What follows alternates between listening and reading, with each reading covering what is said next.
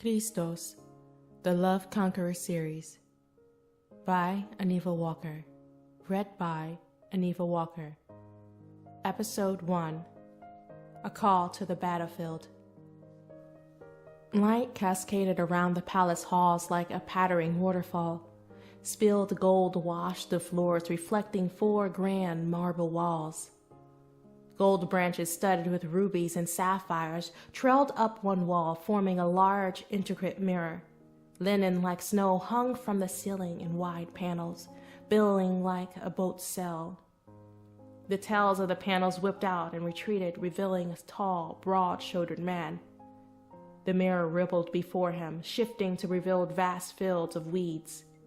Bronze eyes watched as figures crossed the green, their backs bowed with the weight of their packs. Tangled hair caked with mud nested around faces splattered with blood.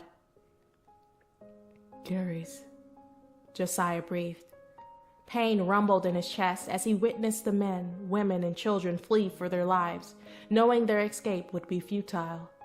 A child with bright blue eyes and midnight hair stumbled forward, falling headfirst into the mud. Feet trampled onward, missing tiny fingers by a hair. Josiah blew on the mirror, and a mighty wind swept the field, knocking the crowd back. It gave the girl enough time to trudge ahead. A soft chuckle rang behind him, and he turned to see his sister. "Sasha," he said, smiling. Sasha stood slender and agile. Her gentle features were framed with long, pale hair that matched her brother's. Her eyes twinkled with pools of wisdom and a depth of love that soothed Josiah's heartache. "The earth cries for you, Josiah. They cry for their champion. And even before your feet touch the soil, you are already at work." Sasha joined him before the mirror, which still played out the grotesque scene. She wrapped an arm around his waist and leaned into him. Josiah hugged her back. "Her name's Shadia. She has a strong will and such a beautiful soul," Josiah whispered, his mouth turning up at the corners. "That she does. Father says to head out tomorrow, and do not forget what he has tasked you to do." Josiah nodded. "Would it be for me to retake the land of Keres or to find a wife?" Sasha smirked. "Both. I'm not sure if I could succeed in both in Keres, but Father knows I will fight for the people of Keres, and when I return, I will find a wife." One brow rose from Sasha. "Who says you cannot find a wife in Keres?" Sasha glided away, leaving a wide-eyed Josiah behind. Did his father plan this all along? Was there a woman suitable for him in Keres? Keres, of all places. With one sweep of his hand, the images were gone, and an iridescent pearl glass was in its place. He couldn't help but think about his sister's words. Her powers were great and allowed her to see the past, present, and future all at once. She could travel around the universe and dwell in any place at the same time. She was remarkable. Hope bloomed in Josiah as he thought about the possibilities. He would find a wife, and he would free the people who knew only bondage. Bare feet pattered across the floors as Josiah walked to the war room. He would get his troops together. He knew Gabe would have already briefed his men on their mission. Once they had mapped out their plan, Sasha would tell them what to expect. A low purr shook Josiah's entire frame as a large beast rubbed against his legs. He glanced down and grinned, his eyes sparking like tiny twin flames. "Father, I see you have come to see me off." Furry lips pulled back, revealing sharp fangs that could have been best described as a smile. It amazed Josiah how his father could smile even in this form. Tawny fur streaked with chocolate strands covered the sleek, muscular frame. His father's wild mane moved majestically around his face. Amber eyes assessed him with knowing. Josiah watched as one large paw lifted and fell, leaving no sound. He marveled at the beauty of the beast, who exuded power, fierceness, and gentleness all at the same time. "Josiah," his father said, the words echoing in his mind. Yes, Father. I am very proud of you, my son. You have taken such a heavy course. There's much tragedy to come. I wish it was not so. Josiah let one hand trail over the broad head of his father's mane and felt peace settle into him. I understand. His father stopped before the door of the war room and lifted his head. Powerful jaws opened and a mighty roar went up into the air. Twin solid oak doors that stretched into the clouds above them opened. Both man and beast walked inside. Heads turned to face the newcomers. Every man fell on their knees and bowed low. Your Grace, they said in unison. You may stand, Josiah commanded. The men stood, their eyes coming to rest on the massive lion at Josiah's hip.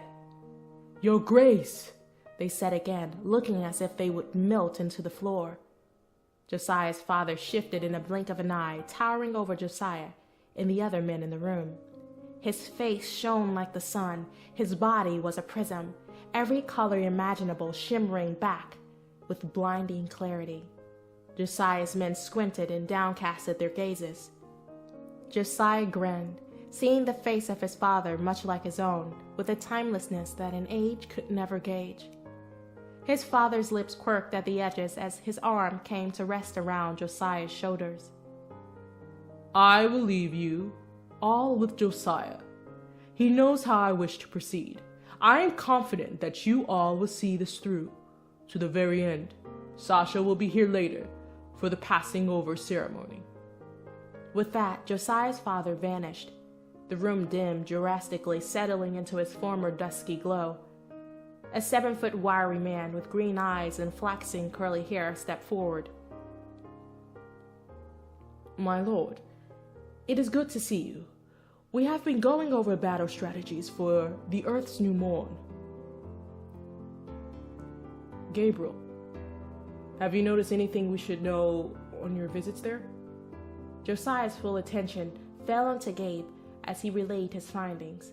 Josiah wasn't surprised to hear about the starvation of the people, nor did he flinch when Gabe told him that some villagers had resorted to eating the weak and small children. Josiah listened on as Gabe paved the road of horrors that awaited them in Keres.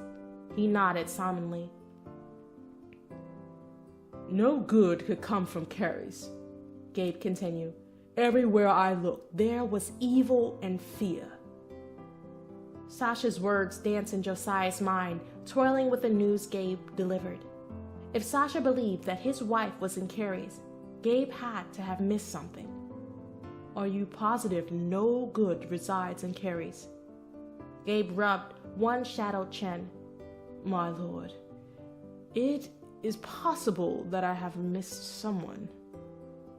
Gabe didn't sound convincing even to himself. Josiah frowned. It was a reason why Gabe was one of his top men. He was highly efficient, and he trusted him completely. Gabe could slip in and out of an enemy's camp flawlessly, and if he hadn't found an admirable soul, Josiah wasn't sure if there was one. He turned to his second in command, who was tasked with battle strategy. Michael, what say you? What did your spies find? Michael thumped one fist across his muscular chest in salute. Master, our spies have found several weak areas in which we can infiltrate the fortress. Dracul has placed guards here, here, and here, Michael said, pointing to the map. The fortress levitated off the parchment in detailed 3 dimensions. Each place he pointed to illuminated. Josiah inclined his head, leaning closer. We can set up here in the east of the forest. Father has placed a blind spot for us. Brilliant, my lord. Should we attack during the cover of the night? Michael asked. Josiah shook his head, straightening. Their transference will weaken me. I will need time to recover. Once we take the land, my human form should confuse Dracul for some time. You will be recognized, and you will be hunted down, Sasha said, appearing in an instant to the edge of the table. The men turned and bowed. Your Grace, they repeated. Sasha's presence dominated the space. She was dressed in a cream chemise, leather cinch, with a matching plaited leather battle skirt. Her long legs were covered in ankle-length black pants that flowed over her boot-clad feet. A dagger hung from her hip and hummed with power. Atop her head rested a glittering crown. Her eyes blazed like flames as she assessed each of the men. I have seen the uproar, but I have seen our victory. Be strong and very courageous, for this battle will test us all, Sasha said, the last bit staring straight into her brother's gaze. Josiah prodded his sister's mind. What have you seen? He thought. In time, Sasha replied simply. To the crowd, she said, the Earth's new morn is fast approaching. It is time for you all to leave. Josiah, you must shed this form for another. Do you accept? Josiah faced his sister and lifted his chin. I accept. The war room disappeared, and Josiah was left alone in blackness. He reached out with his mind for his sister, then his father, but silence was his only answer. Father? Josiah whispered. Something slithered over Josiah's bare feet, and he reached into his essence to attack. His hands came away empty. A weakness Josiah never felt before began to settle into his bones. Weariness crashed over him like a tidal wave, bringing him to his knees. A laugh echoed around him. Josiah. It was Dracul. But it couldn't have been him. Josiah was in his palace, and Dracul was in Keres. Josiah, where is your help? Do you stand before me alone, feeble? Josiah struggled to his feet, just as an unseen hand pushed him back down. Not so fast. You're mine. Josiah frowned. What had he missed? Never in his existence did he feel so disconnected, so confused. He didn't know where he was or how he got there. Poor Josiah. Has your father abandoned you, just as he did me? Josiah felt his anger rise. Listen, Dracul. I am Josiah, son of the lion, conqueror of all people. I hold no fear in my heart, nor need your forgiveness. You are a trickster and betrayed us. You have no one to blame but yourself. And yet you lie there sniveling in your flesh and bone. Dracul snapped. You yell for your father, who is nowhere to be seen. Where is he, Josiah? Where is the power you claim to command? I see nothing but a weak, fragile man. Josiah sucked in a breath, his hands balling into fists as he brought his legs beneath him. He closed his eyes and relaxed his hands. He must not forget who he was. Even as energy drained from him and he felt himself dying, pain racked his body in waves, but he forced himself to remember. When his mouth opened, the song of his father sprung from his lips, combating the agony that pummeled him. The lion roars, the lion cries, to take his land, to take his wife. He stands with power, he stands with victory. I am the lion, I am. Dracul laughed. Do you wish to sing me a lullaby? Do you forget who I am? Josiah ignored him, picturing his father and sister in his mind. He must not forget who he was. He felt the threads of his essence being ripped away from him as nakedness exposed him to his enemy. Unbearable cold inched its way across his flesh, followed by scorching heat that sizzled the hairs along his arms. He screamed, his backbone crunching under the heavy blow. Dracul taunted him, trailing wicked fingers along his flushed skin, digging his claws into his side. Josiah sucked in another breath and continued to sing. The lion roars, the lion cries to take his land, to take his wife. He stands with power, he stands with victory. I am the lion, I am.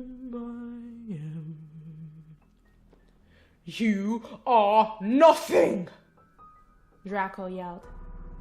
Ruby eyes bore into Josiah. Dracul curled his lip in contempt as Josiah refused to look at him or even acknowledge that Dracul had won. A slicing hot pain rattled Josiah's body, flattening him to the ground. 1,000 ants seemed to crawl over his skin and into every open orifice. Josiah shuddered, unable to open his lips and utter a word.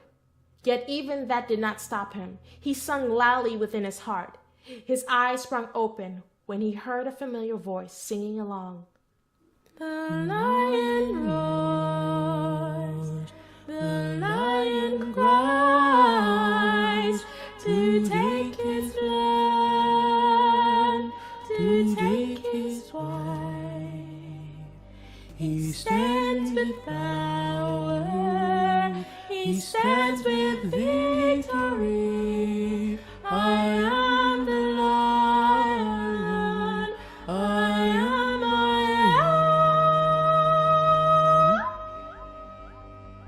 A tall, slender figure emerged from the darkness like a beacon of light. Her hair billowed around her face as she stepped forward. She was surrounded in a honey-colored haze that grew brighter with each step.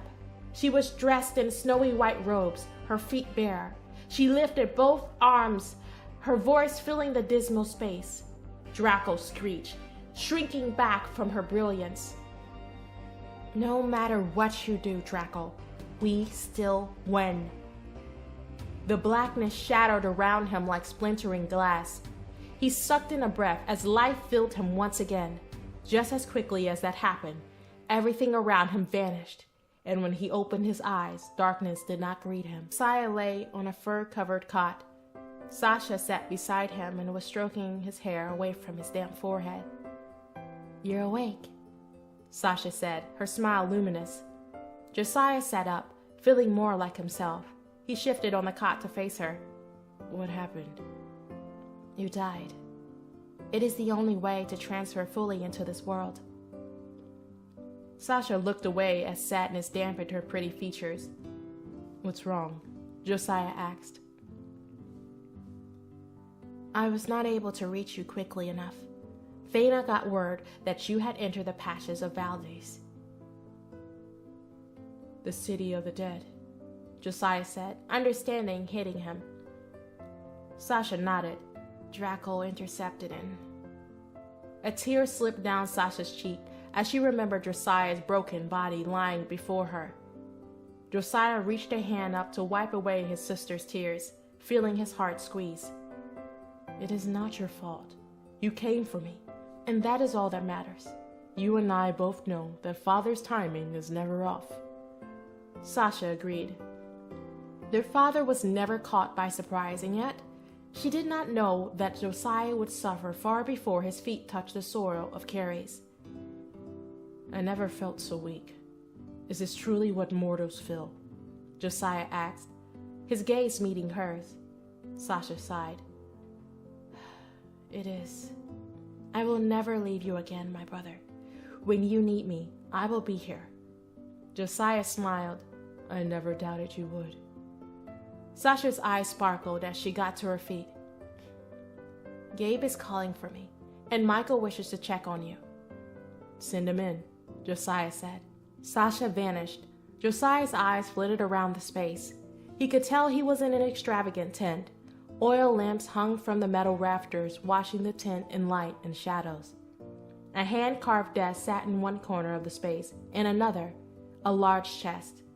Josiah found his crest on the front flaps of the tent, twin lions' heads stamped proudly across the leather.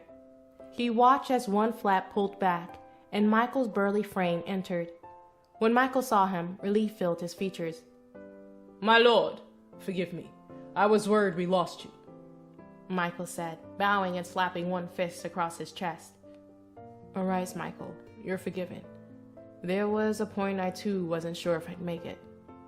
Dracul, Josiah began. The taste of that name was bitter on his tongue. Yes, we heard. But he will have a surprise of his own very soon.